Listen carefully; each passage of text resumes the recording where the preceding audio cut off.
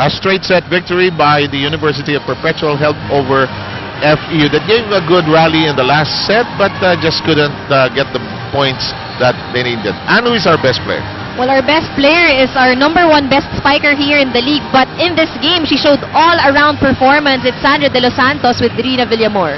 That's right. First of all, congratulations for Thank being you our po. Shakey's best player. So, Sandra, mahigpit ang labanan pagdating natin ng third set. Pero paano nyo ba na diretso at napanalo ito ng 3 straight sets? Bale, tinatagal lang po namin yung depensa namin, tapos Maureen palo, tapos sure for service lang po, yun lang po. And of course, pasok na ang Lady Altas natin pagdating sa quarterfinals. Ano-ano pa ba ang mga improvements na pwedeng maasahan ng mga fans nyo pagdating sa quarterfinals? Bale, pagsisikawan pa namin mag-training ng maayos para mapakita namin yung best namin, yun lang po.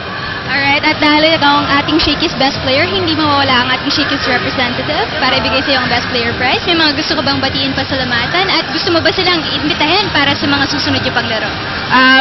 Binabati ko po pala yung parents ko, mama at papa ko. Papa ko po nasa ibang bansa.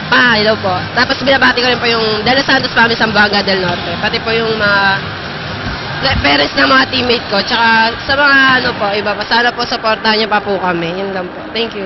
Alright, maraming salamat din sa iyo, Sandra. And of course, congratulations to the Lady Altas. I'll turn you back to 7 Ann. Tapos at big win by the Perpetual Help Lady Altas.